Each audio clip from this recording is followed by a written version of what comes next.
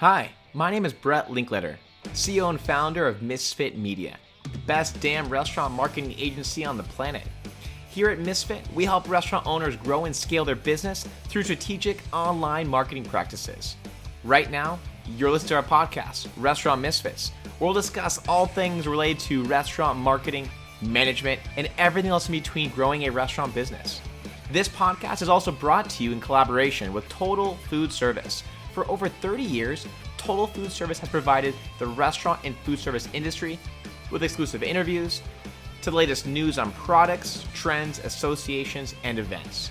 You can sign up for a free monthly subscription by visiting totalfood.com today. And from all the misfits over here, we hope you enjoy the show. Cheers.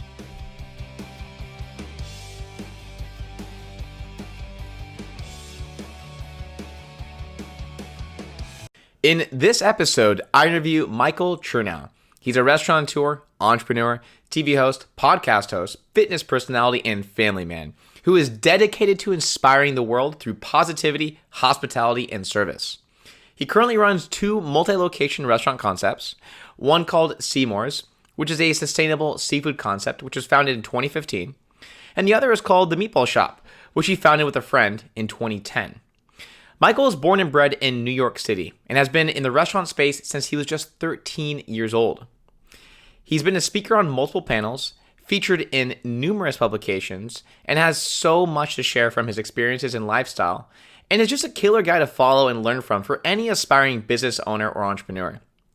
In this episode, Michael and I discuss the importance of having a solid staff, as well as his passion for the restaurant industry, his superpower as a business leader, and a variety of other interesting topics.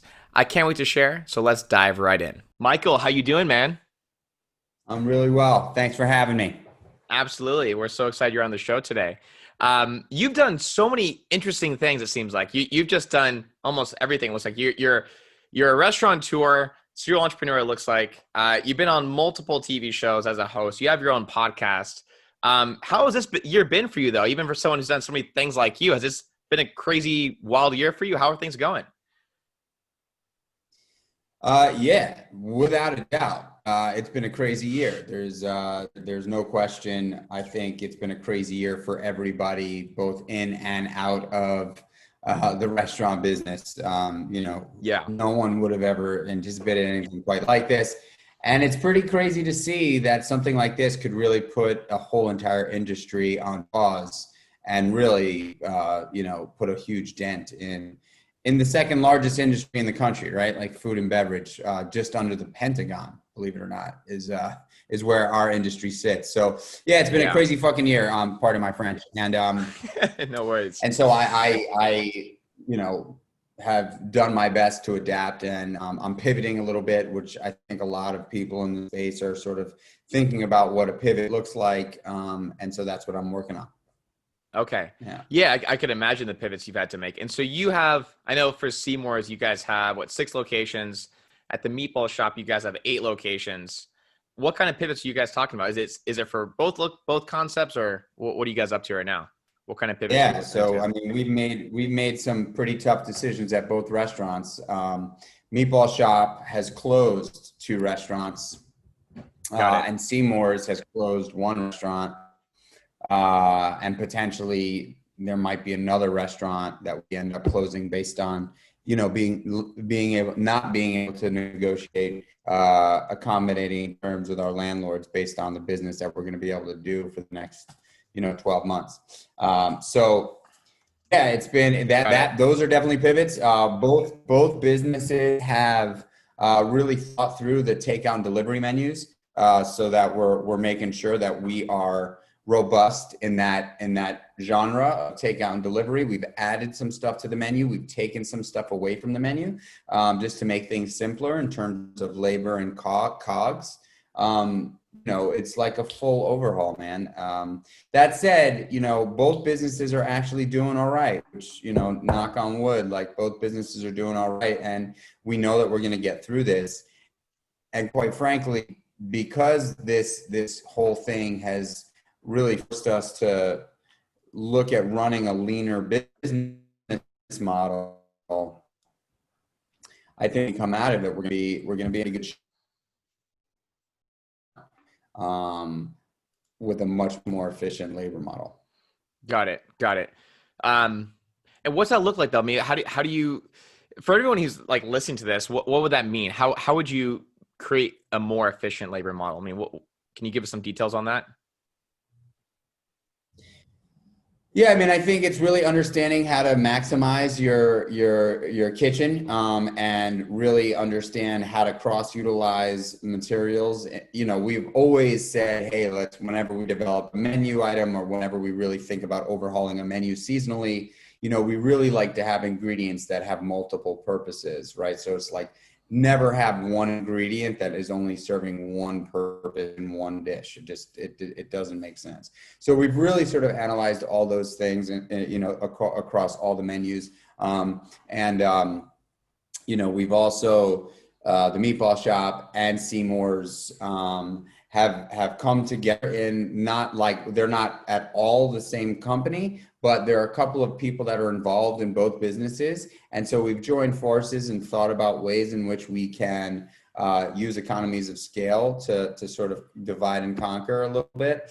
And also, we've also learned that, you know, we always had two managers on the floor, one in the front, one in the back. And now we've also realized that we don't necessarily need one in the front and one in the back all the time. So we've figured out how to run some of the restaurants without two managers on the floor at all times, which has also, you know, saved us an enormous amount of labor. Absolutely. And look, you know, the sad part here is, and I just want to say, like, the hard part of this is that I've been working in restaurants my whole life. I got my first restaurant job when I was 12 years old, and I just turned 40. So, you know, for the last 28 years, I've been working in restaurants. And I didn't open my first restaurant until I was 28. So, you know, when I talk about this labor stuff, it's really tough for me because there's a number of people it affects, right? It's not like, oh, the business is going to do so much better now because we're spending less money. Like, I would never want to be in a position to have to spend less money to survive. But, you know, certain decisions have to be made to survive. It's just that simple. And so as a business owner, you know, and a leader in the industry, I just have to be honest about that. Like, the companies, I'm not the only one that's making these decisions. It's across the board. And so there are going to be, unfortunately, for the time being, less jobs. It's just that simple, right? It's like, you know, and it sucks. But currently right now, the whole entire industry is dealing with a full-on correction. And, you know, it's shooking it's rocking the boat in many, many ways. And it's shaking the tree. And hopefully we come out of this better than we were before we went into this. You know, hopefully landlords in tier 1 markets like New York and Los Angeles and Chicago and, you know, South Florida and Austin, Texas, and all these places where rents are only going up and up and up and up and up. Mm-hmm. And as business owners, we cannot continue to charge more and more and more and more money to sort of deal with the inflation of costs, because our guests are just essentially like, you know, if we came here last year and this thing cost X and we come here this and it costs Y, I don't know, we're going to go somewhere else. And so that's the challenge in the restaurant business. If you want to be a main on main, you know, costs always go up. They never go down. Costs never goes down.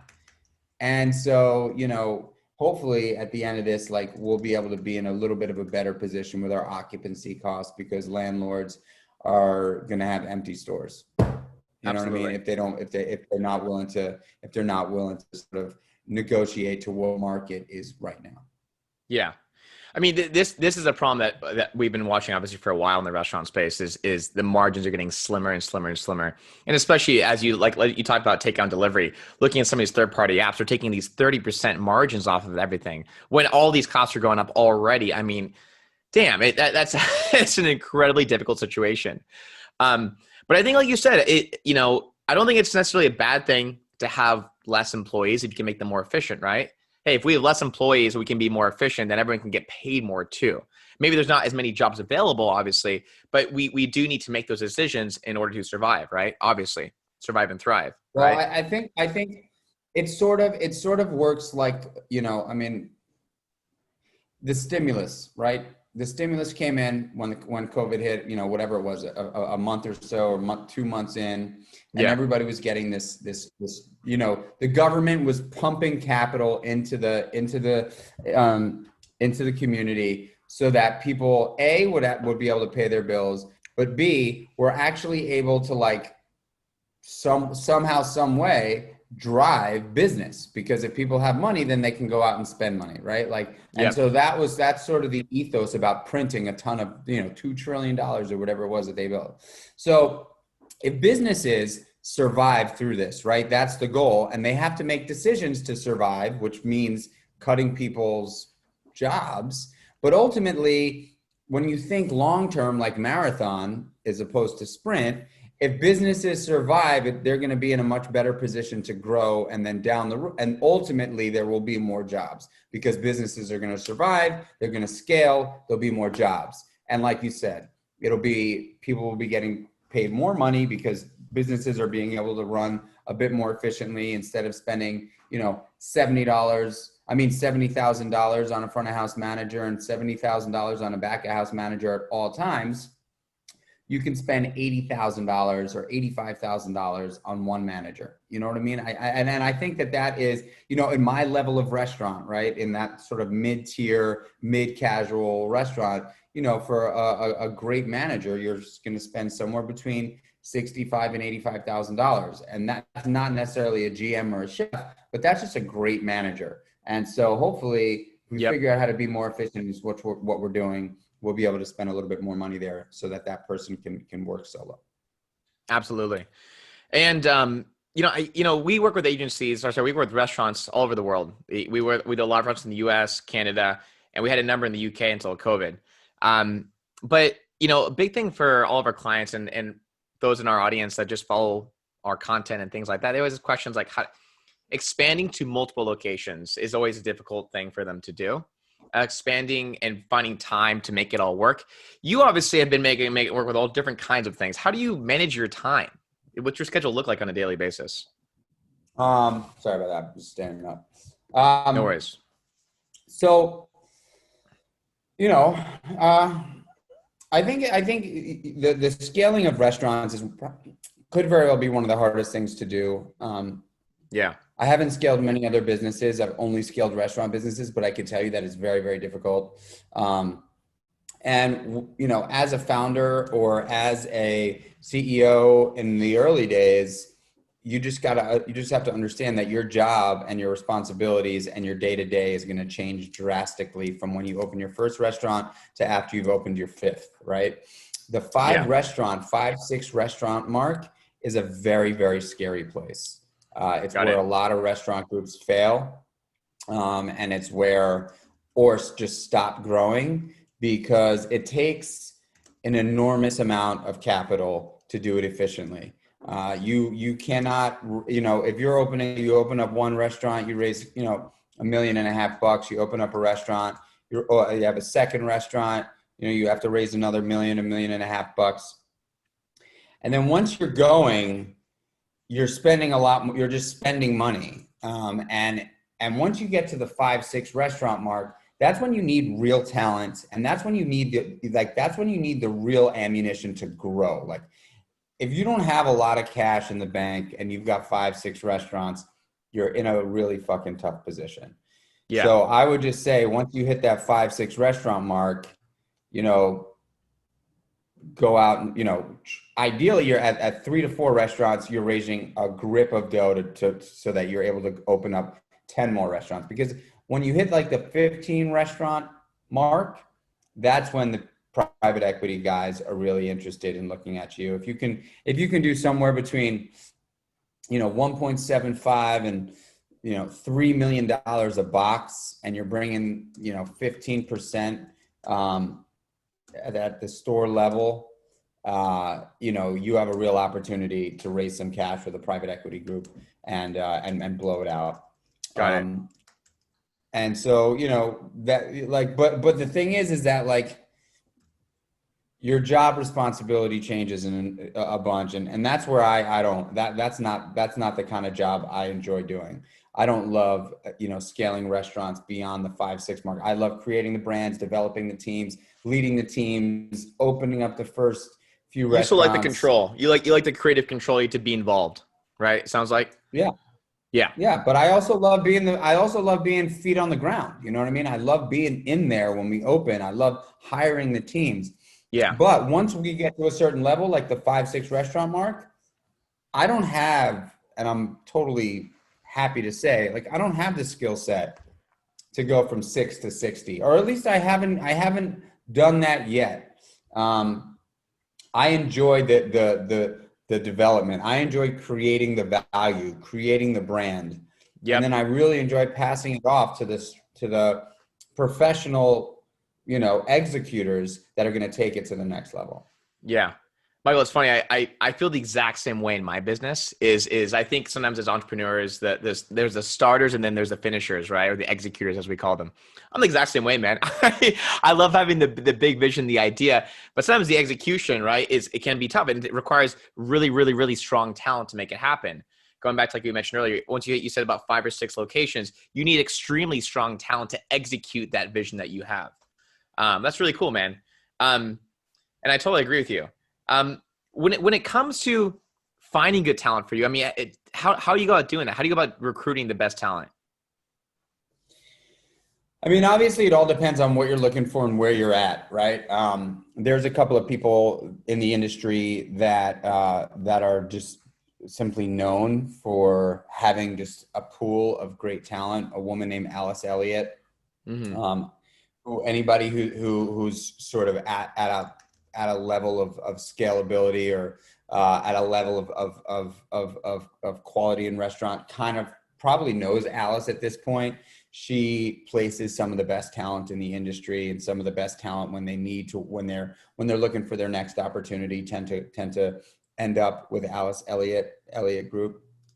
So she's been super helpful for me in both of the businesses that I've launched over the years. And then when it comes to store level talent, management, GM, stuff like that, where I'm not looking for like a multi-unit operator, where I'm looking for someone to really take the reins on a store. Honestly, I do the digging. I go into culinary agents and I spend hours, man. I spend hours and days and, weeks sifting through resumes because it's so important. It's so important that you find the right people. The people are everything, man. The people are everything. Everything. Yep. It doesn't matter how good your CFO is.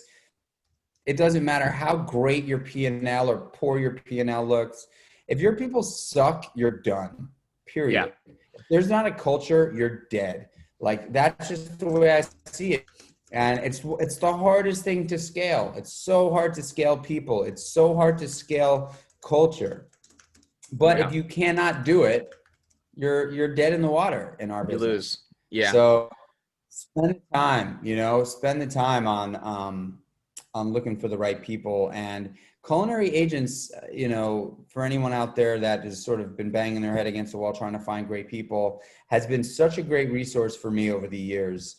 It takes a lot of work, you know what I mean? They put you with potential matches. You got to reach out. It's a lot of follow-up, but I've found some unbelievable managers, both in the front and in the back of the house through culinary agents.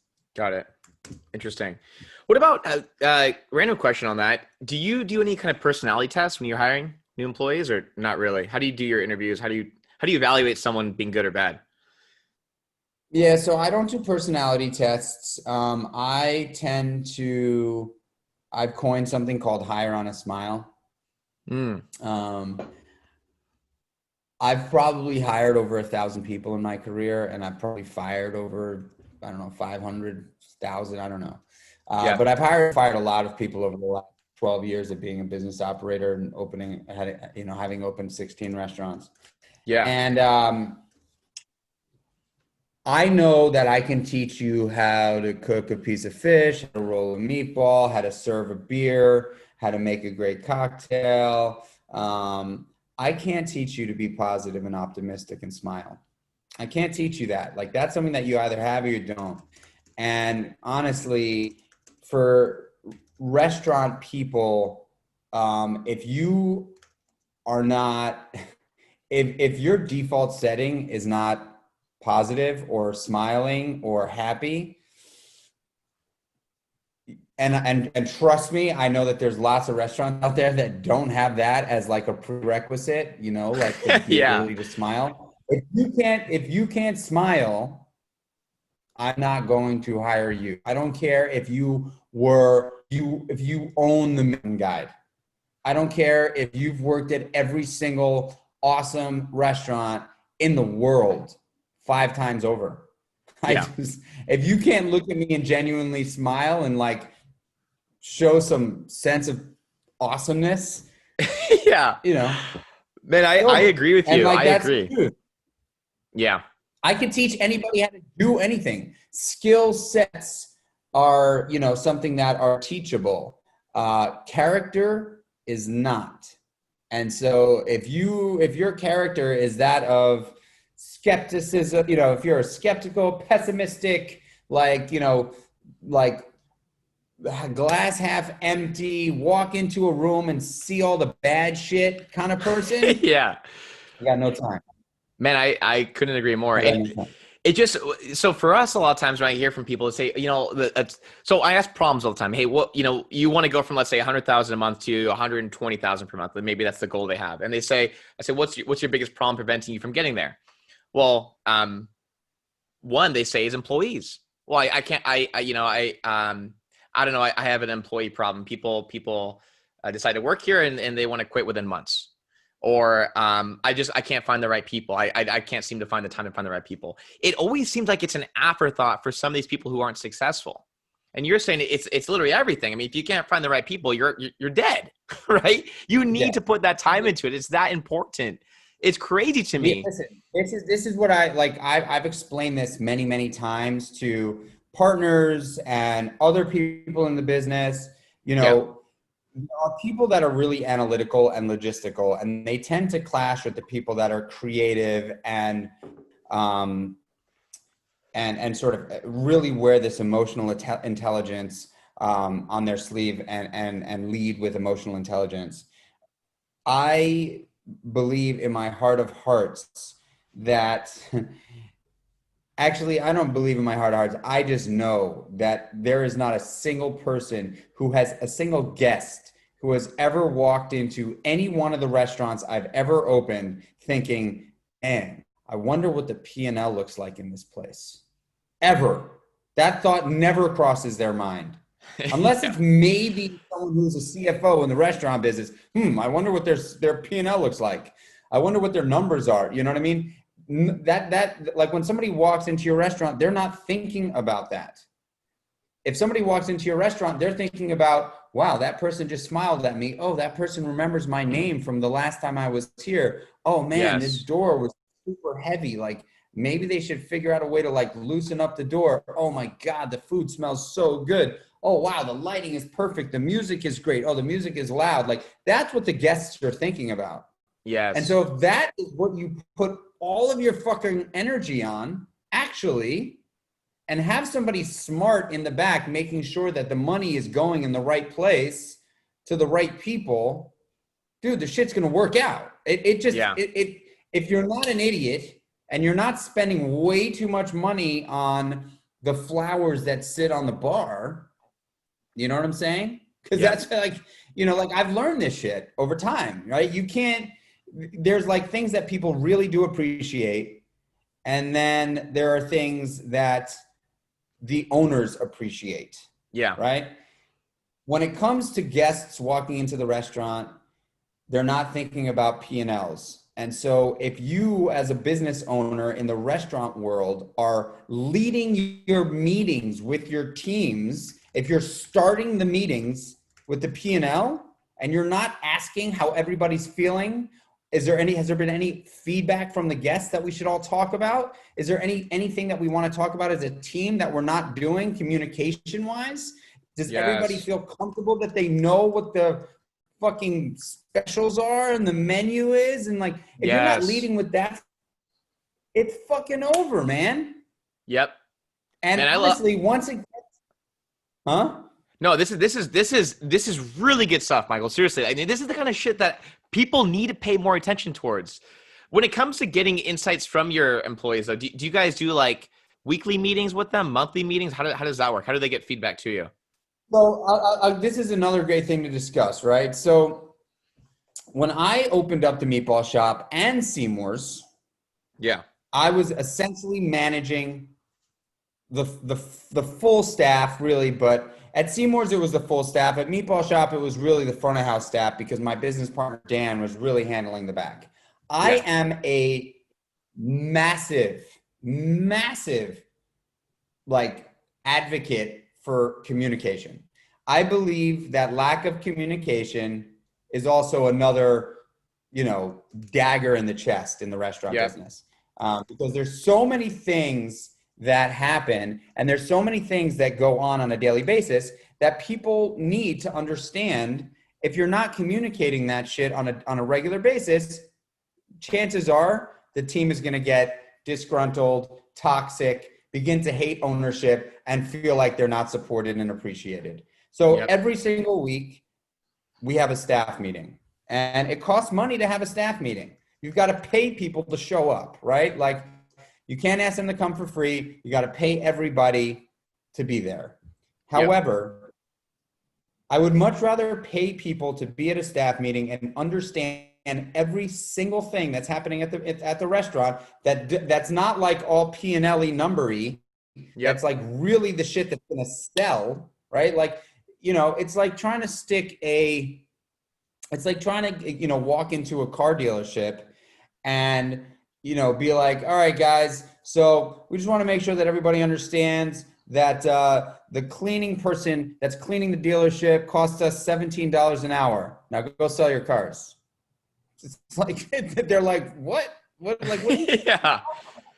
Very You know what true. I'm saying? Yeah. So like when you walk into a meeting with people that are your salesmen, when you really think about what a front of house is in a restaurant, they're really sales people, right? They're salespeople. Yeah. And so you want them to feel as awesome as possible so that they can 100%. sell and be confident with what they're selling. Yeah. And so communication is key. That said, I for the first year or so, we have a meeting once a week, and then the money guys get involved, and they're like, dude, this is too much. We can't spend this kind of money. So then the meetings go down to once a month. And then before I know it, the meetings are gone.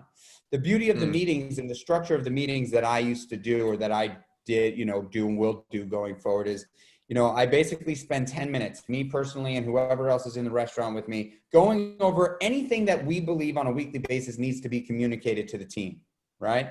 And then for the remainder of the meeting, which is about 45 minutes to an hour, we turn the whole entire floor over to the staff. And every single person on the team gets to, sort of fucking throw out there whatever they want to talk about. And it gives people an opportunity to share. It gives people an opportunity to clear their mind, to say what they think is real. And then it also develops a trust, because if there's an AM staff and a PM staff, chances are they don't really see each other much. Yeah. And the only time that they really get to see each other is at these meetings. So Got it. that's my thought on meetings. You mentioned, I saw this from a quote you said from Seamore, is your mission is, you said, to encourage extraordinary happiness through great vibes and grub that won't break the bank. Obviously, it sounds like training your staff up in such a way obviously contributes to that. But I would say, it seems like for you yourself, you're also very into kind of a style and creating that kind of aesthetic at your restaurant. For me, what I've seen from so many restaurants as well, another problem/issue I've seen, is people just don't care enough to invest in the look of their restaurant. I mean, how, for you, in your experience, how important is that, right? I mean, how much should people be investing into that? And how significant has it been to your success? Having a kind of vibe and set. Well, look and feel. I think it's, I think that's something that I bring to the table. That's an inherent, I don't want to call it a superpower of mine, but like, I've always been interested and psyched and paid very close attention to style and aesthetic my whole life. It's just always been a part of who I am and how I think and how I make decisions. And so I'm not the kind of guy that's going to go out and pay a designer and spend $8 million to build a restaurant. And, you know, the FF&E budget is like 5 million, right? Like I literally am a scrappy dude for the, you know, I have a vision. I think what to answer your question, I think where my superpower really comes is when I think of a brand, when I think of launching a new business in the restaurant space, I can close my eyes and see the whole entire thing. And that's the vision. That's why I think I am a bit of a visionary in the restaurant business. Maybe it's in business in general. I'm one of those like sort of visionary guys where I can close my eyes, I can hear it, I could see it, I could feel it, you know, and that's how I develop these businesses. And so it doesn't cost me a ton of money to bring on somebody to have that vision for me. I'm able to sort of do that, and I suck at a lot of other things. I really do. I'm like, I'm stuck at a lot of stuff. But when it comes to the vision of the brand and the vision of what the place looks like and feels like, and our culture and the menu, like that's the stuff that I'm good at, and I think it's absolutely very, very important. Now, some of my favorite restaurants, to be fair, have zero aesthetic, right? Like the food is so good. There's a couple of restaurants in New York where, like, you know, I don't give a shit what the place looks like because the food is so good. It's so damn good. And I go whatever. Yeah, whatever. But I will say that to be competitive today, I think that you've got to really pay attention to it, and you shouldn't. Like, I don't understand why some people spend, you know, millions of dollars on restaurants. You know how hard it is to fucking make money in the restaurant business? Like, to go out there and spend millions of dollars, like, you know, Steven Starr can do that. Keith McNally can do that. Danny Meyer can do that. But even them, spend $10 million on a restaurant. What is that? It's going to take you at least 10 years to make that money back. Yeah, it's wild. So, Michael, I like to spend $1.5 million on a restaurant, get real scrappy, do a lot of the work myself, do a lot of the procurement and the design myself. Got it. You know, my design process is I have a vision. I go onto Pinterest. I start putting together mood boards. I put together color palettes. I put together like vision, like bathroom design. And I mean, I just, you know, I sort of piece it together that way. And then I bring in an architect to help me, you know, put it on paper. I love that, man. I love that. I don't think I've ever spoken to any other restaurant owner who's considered Pinterest. That's seriously. Yeah, I don't know why, right? You think that's what it's for. Michael, do you meditate? I do. You do? Yeah. Daily or how often? I try to make it a daily thing. You know, I do a pretty specific style of meditation. I've really fallen in love with the Wim Hof method. And so I like Wim Hof a lot. I gotta try that. The reason why I like Wim Hof a lot is because I really enjoy a challenge, and just sitting with my thoughts for 10 minutes and being quiet is refreshing. But you know, really working on the Wim Hof stuff, I feel not only does my mind appreciate it and my mentality long-term appreciate it, but physically I'm able to feel a shift when I do the Wim Hof stuff. So I really like Wim Hof. Interesting. For those who are listening to this and saying, you know, what the fuck is that? I know what it is. I've tried it. It's interesting. Okay. But can you kind of elaborate on what it is exactly for the listeners? Sure. So Wim Hof is a guy who I believe is from Poland. He's been able to figure out a way to control the things that we never think about as human beings, like our heartbeat, our body temperature, the ability to control our nervous system. So Wim Hof is this really unique guy who spent, many, many years focusing on breathing and being able to tap into his body's mechanics. And so he's the guy he climbed Mount Everest in a pair of shorts with nothing else. Actually, he did that.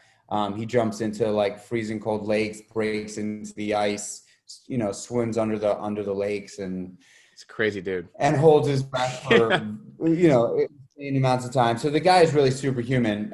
Anyway, he's developed a breathing routine that I love, which is essentially you sit down or you lie down and you breathe. He doesn't really actually require a specific way you breathe. Like you can breathe in through your nose, out through your nose. You can breathe in through your nose, out through. You can breathe in through your mouth, out through your mouth. I do it all in through my nose and out through my nose, and it's essentially it's 30 breaths like this. So you do 30 of those or 40 of those, depending on where you're at in your progress. But you do 30 of those, and then at the top of the 30th breath, you hold. And so you hold your breath for as long as you can. And when you're starting out, chances are you'll probably get maybe a minute. And then you let your breath out and you breathe in once more and you hold it again really hard for 15 seconds, let it go. And then you do that again. So you do 3 or 4 rounds of that. And every single round, you try to add 30 seconds onto your breath hold. I'm at 4 minutes in my breath hold. I do 40 breaths, 4 minutes hold in between each round. You can hold breath for 4 minutes. Yeah. And when I'm what done the hell, with it, man?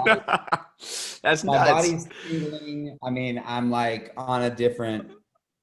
Yeah, it's a full body reset. It's pretty wild. Would you say using the trying to hold your breath? What was that? Yeah. Would you recommend doing this has helped you significantly as a business leader? Like I've always dabbled in mindfulness and sort of mindset training. I've done a lot of work on myself as a human being. So I've been sober also for the last 16 years. So I don't partake in any sort of substance. So you can make if you're making cocktails, you don't try them. If you're making a cocktail, you just it's the right one. Or whatever. No, the truth is that I'm not making cocktails these days. But I bartended, for years as a sober guy. Wow. And so, yeah. I just needed to make the decision, when I was 23 years old, I just knew that if I was going to take my life seriously, it was going to be a decision I needed to make because I was heading down a path. I think that's smart, but I think it's interesting, because I think for a lot of people, and I guess also all the time, I mean, a lot of our business coaches that we've looked up to, they say the same thing. It's like, hey, if you really want to get to that next level, you got to work on yourself first. And that means potentially being sober. That means meditation. That means getting in better shape. You can't be a business leader at a high level if you can't even take yourself seriously and perform at the very best of your ability, right? I think so many people they forget that, right? But that's awesome, man. Good for you. That's fantastic. Thanks. How did you get into all this stuff? I mean, how do you educate yourself? Do you read a lot, or do you listen to certain podcasts? No, I listen a lot. I listen to a lot of podcasts. I listen to a lot of books. If I'm being totally honest with you, I just simply don't have the time to sit and read. With all the businesses, married with 2 young kids, fitness being a big part of my life, I definitely put fitness before reading. But the beauty of being so deeply involved in fitness is that while I'm training every day, I get to take in content. So I listen to podcasts or I listen to books. I also every night I try not to look at my cell phone, within an hour and a half before I go to bed. I try my best. But when I go down to lie down in bed every night, I do listen to an audiobook. Nice. It's a great way to put me to sleep. And so I set an audiobook on a sleep timer, and it puts me to bed. And I fall asleep like that. And so that's been a really great habit for me. And most of the stuff that I hear before I pass out, I retain in a really powerful way, which is cool. So I tend to listen to a lot of nonfiction, and then I listen to podcasts when I train for the most part. So that's when I get my listening in. Yeah. That exact reason what you just said is why we started this podcast, because all of my clients are saying, Brett, I like the videos, or I also wrote a book on restaurant marketing. It's like, hey, all this is really great stuff. Really appreciate it. But fuck, Brett, I don't have time. So we thought, hey, we started the podcast. Hopefully that can be a way where we can help our clientele and any other listeners, educate themselves in this space, which is the point of the podcast. Yeah, obviously, I would just say if there's any advice that I can give anybody out there who's in the business or who's looking to be in the business, there's very little balance in the world of restaurants. There's very little balance, and that doesn't have to be the case, right? It just simply doesn't have to be the case. You can make it the case, and you can be a statistic, and you can be like the many mentors of mine or the people that I've asked, for advice over the years that have said, there's one piece of advice, kid, make sure you give yourself a little bit more time with your family. You know what I mean? Like that's like the number one piece. So you can do that actually, if you choose to, and draw a boundary and say, look, this is what I'm going to fucking do. And you surround yourself with the right crew of people that understand that. And then you give them the same exact respect that you hope that they give you, where you're like, hey, I'm a father, I've got kids, I'm going to be out of the restaurant 3 days, 4 days a week after 8 o'clock at night so I can be home with my family, period. You can make that decision if you're a business owner. You can do that. And you can also feel guilty about it if you choose to, or know that there is an opportunity for balance because it's a really tough business. So like, I would just say self-development and really putting fitness and nutrition and wellness and mindset in your path in any business as an owner is absolutely necessary and imperative in today's world, because we are in a world where connectivity, accessibility is 24/7 plus. And if you don't fucking draw a boundary and you don't have a way to check out from that, chances are you're going to burn out and hate your life. I agree, man. It's interesting. Yeah. I see people, they just work themselves to death, right? And it's like, what are we working for? What are we even doing here, right? Well, we want to make money so we can enjoy our lives, hopefully, right? We can do things that we really want and care about. And I've always said that you should build a business that is built around your life, built around your if you want to travel, you want to be with family, whatever the case. Don't make that the afterthought. Make that the first thing you want to focus on, right? Build the business around that versus vice versa, right? I think you're just saying that's amazing.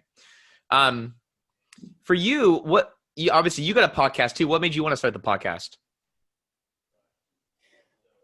We've touched on it a little bit here. What really pushed me to want to do a podcast was I love talking to people. I love people are everything. People are my why. Making people happy and being around people, communicating and connecting with other humans. The human engagement is probably the most powerful thing on the planet.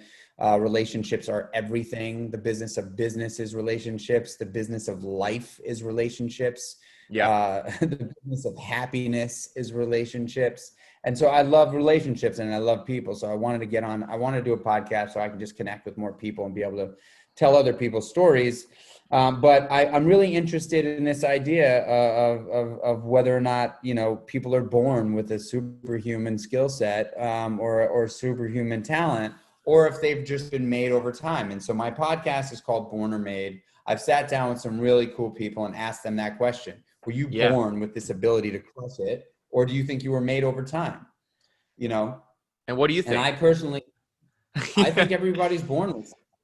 I think everybody's born with something. And the journey in life is to figure out what that something is as fast as possible so that you can capitalize on it. Because I do believe that, like there's no one's going to ever be able to tell me that, like, Whitney Houston had to work really hard to get that voice. You know what I'm saying? No one's gonna ever be able to tell me that like I love that. Van Gogh was like practicing nonstop to be Van Gogh, right? No one's gonna ever tell me that like Mozart like was not out of the womb talented and his ability to conduct, to write unbelievable classical music. Like, Michael Jordan, just like wasn't like the kid that never got picked to be on the basketball team when he was in elementary school. You know what I'm saying? So like there are these skill sets that people are born with as far as I'm concerned. And do you think, I mean, like Michael Jordan, I think he actually had a rougher start in the early days and he really worked at it, right? Do you think it's maybe a combination of the two? I mean, you find out what you're meant to do and you go for it and you go deep into that. But you're saying some people start at a certain point where it's what they really should be doing and then they get after it. But some people maybe they don't even get there. They don't find what it is. Is that kind of what you're saying? Well, that's so I think no matter what, it is a combination of both. Yeah. But I also do think that there are certain people that like push the boulder up the hill constantly and push the boulder up the hill and it never pans out. And they keep pushing and they keep pushing. And ultimately, sometimes you just got to let the boulder go and lift up some more rocks because maybe that's just not what you're meant to do. And I think that is what the purpose of the podcast is, to really sort of talk to people who've done really, really well in their careers, and to understand what it was like for them, and to understand if it was just like defeat after defeat after defeat, or if it was like win after win, doubling down, figuring it out, going here, like surrounding people, and so I get these great stories. I don't think Michael Jordan, wanted to be I think if Michael Jordan was walking down the path of being a lawyer, maybe it wouldn't have worked out so well for him. You know what I'm saying? So I think, I think people have, the lucky ones really find what they're good at. I found out early on that I love people and I love communicating with people and I love making people happy. Kind of finding your purpose, what you're meant to do. And then you just go balls to the wall into that one thing, essentially. Right. That's cool. Right. And so like, I guess the idea that the inspiration for the podcast is for anybody that listens to it, A, to get some cool storytelling out of it, B, to be able to sort of hear the journeys of these people and get some tips and tricks, but C, also like if they're in a relationship that's just not fucking working, well, it's okay. You know what? Maybe you just need to make the decision and find a new relationship. If there's a job that you're doing that you want to do, but you just simply are not succeeding at, well, maybe it's an opportunity for you to say, this podcast has given me this sort of like light bulb moment, this opening of the window to say, hey, you know what, maybe I can try that other thing that I don't even work hard at, but I'm really fucking good at, right? Like today you could be a professional video game fucking player. Like if you're if you're amazing at video games, when I was a kid, dude, no one was making millions of dollars playing video games. Today they're making fucking millions of dollars playing video games. Man, these kids are making millions of dollars just dancing in front of their phone. Freaking TikTok, right? Yeah. I'm like, what the hell, man? This is nuts. What about, just, briefly, what about marketing for you guys? I mean, you got the people thing, it sounds like on lock. You got the aesthetic on lock.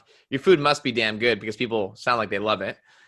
So what about getting the word out about your guys' stuff? Any kind of marketing tactics you guys pursue by any means, or what's the strategy there? Well, traditionally we would always have a publicist to help us tell our story. I think the number one sort of the glue for marketing is a story, right? Yep. Authenticity and your story.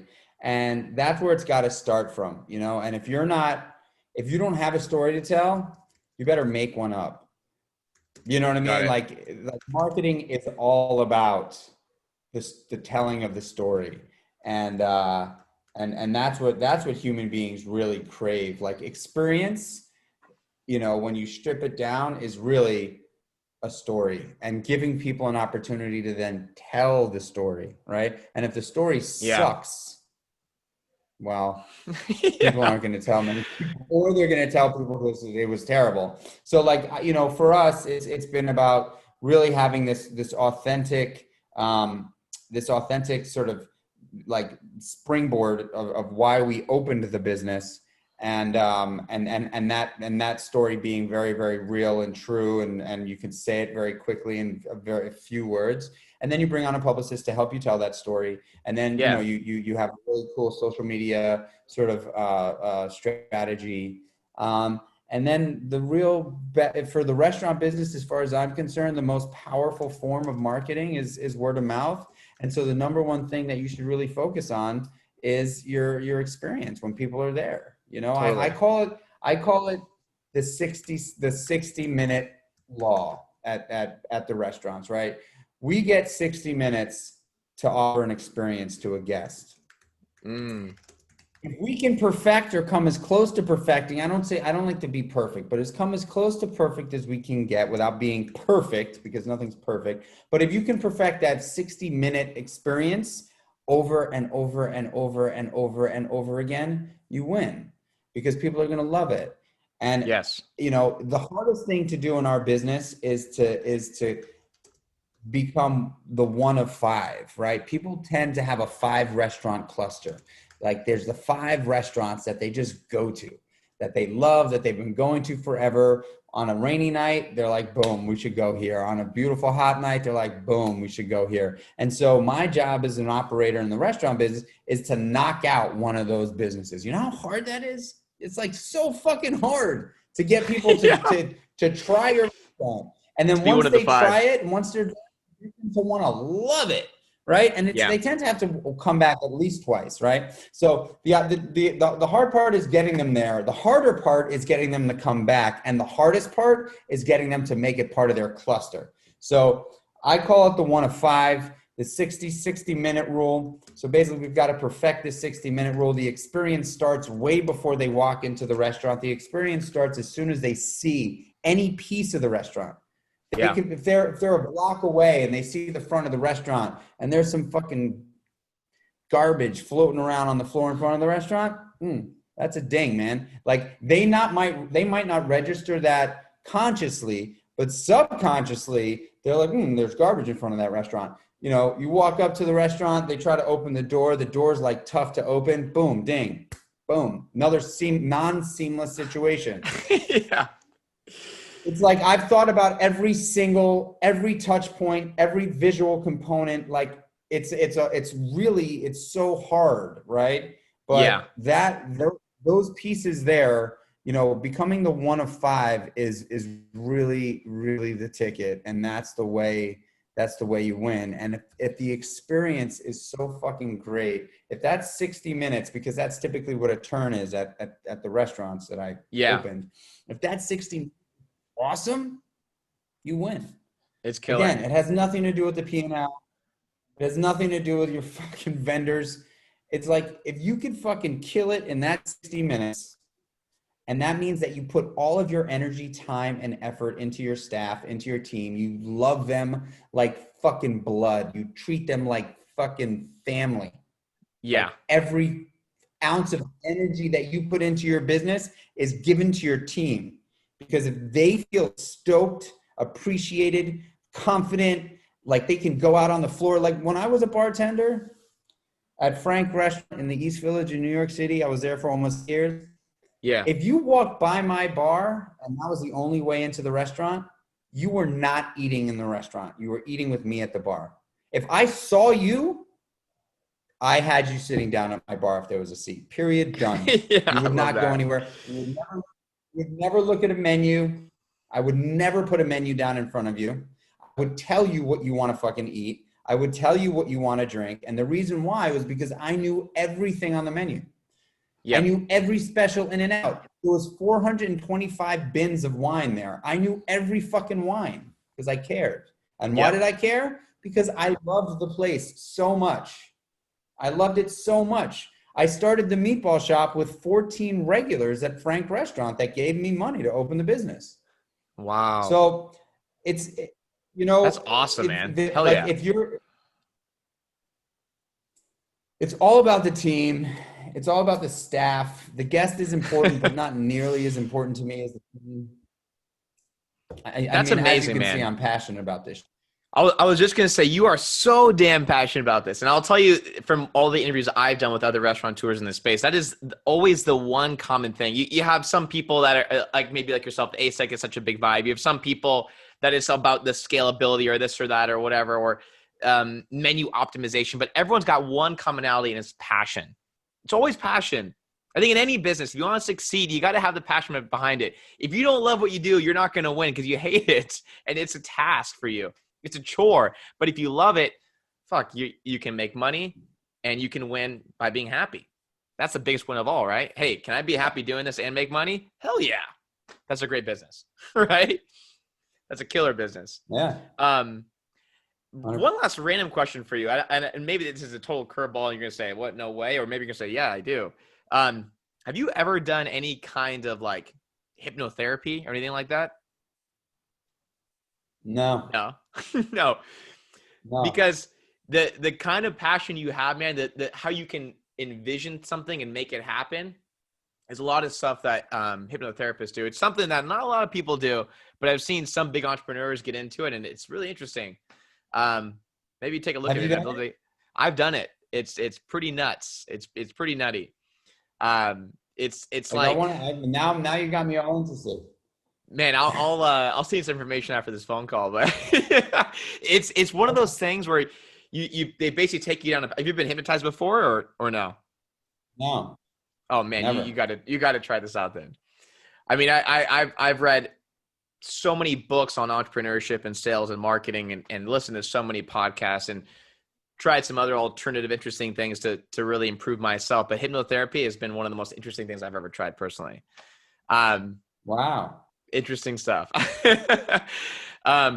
Michael, this has been super fantastic. You're killing it, man. And such an inspiration for so many other restaurateurs, I think, listening to this. So really appreciate your time today. Is there any other kind of final thoughts or anything lastly you'd want to mention to maybe any restaurateurs who are listening to this, looking up to you and thinking, damn, what's the one thing I should be thinking about right now, especially given this certain circumstance in the world right now? Yeah, I mean, look, you know what? I touched on it a lot, obviously, and the last thing I said, but I really do believe that if your number one priority is not a happy group of people that are out there trying to kill it for you, you're done. Like, yeah, the people are everything. The people are everything. The people are everything.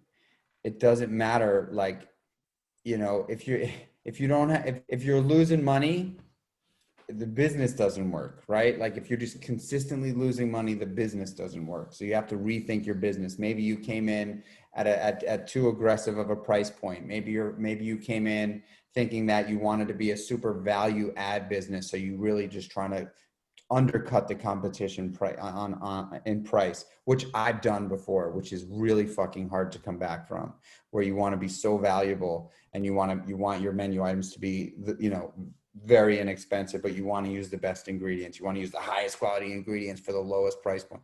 So, you know, that's a really tough, you know, spot to be in. Yeah. But I think the overarching thing that a lot of restaurateurs potentially overlook is that if every single person on your team is happy, your chances of succeeding are so much higher. They're just so much higher in such a tough business to be in. You know, if when you walk into the restaurant as the owner and the staff rolls their eyes and just really doesn't enjoy your presence, and you don't address everybody, like one little tip I can give anybody out there, and this doesn't only have to go for restaurant owners. This goes for anybody who's working in a restaurant. If you're a manager, bartender, whatever it is. Yeah. If you make it a priority for the moment you walk into your restaurant or to the restaurant that you work in, to walk up to every single person on the staff, look them in the eyes and say hello and like a high five. And then when you leave the restaurant, you walk around the restaurant and you make it a priority to say thank you and goodbye to every single person that's on the team. Watch what happens. Watch how shit changes. If that's not something that you do now, that is something that you should fucking do today starting. Yeah. It's a little tiny thing. If you're a restaurant owner, walk past a dish pit in your restaurant and don't stop every once in a while and look at your dishwashers and turn to them and fucking put your hand on their shoulders and say, guys, gals, I'm so fucking grateful for you. Without you, this restaurant doesn't exist. Without you, you are the funnel. You are the bottleneck. If you guys are not doing a great job, which you are, nothing happens in here. If you're not doing that, so start thinking about that, because we are as strong as our fucking weakest link. And once there's a tiny bit of toxicity and cancer in our restaurant, so hard to come back. And it comes from you, the boss. I hate using that word, but it's true. It comes from the boss. It's true. That's what I would leave with. Michael, you are the freaking man. That was amazing. Thank you so much. You're so badass. This is awesome, man. This has been a really, really great podcast. I know our audience is probably just mind blown from all this. This is amazing. Thank you so much again. Anyway, for anyone who wants to check you out on social media or kind of follow what you're doing, how do they do that? Yeah, you can just follow me at Michael Chernow pretty much everywhere. I've got a podcast called Born or Made with Michael Chernow that I'm really stoked on. That, we're only about 6 months in, but it's going really well. You can, Seamore's is at Seamore's pretty much everywhere, seamores.com. Meatball Shop is at Meatballers. And I'm also launching a new business in the world of wellness digitally. So I'll be launching a digital business coming soon in 2021 called Creatures of Habit. So stay tuned. Love for it, that. man. Love it. Absolutely awesome, man. All right, Michael. Hey, have a great day, man. You're the freaking man. And I'll send you some information on the hypnotherapy stuff if you'd like. I would love that, dude. Thank you so much for having me on. This was a good time. Absolutely, man. We'll chat soon then. Appreciate it. Later.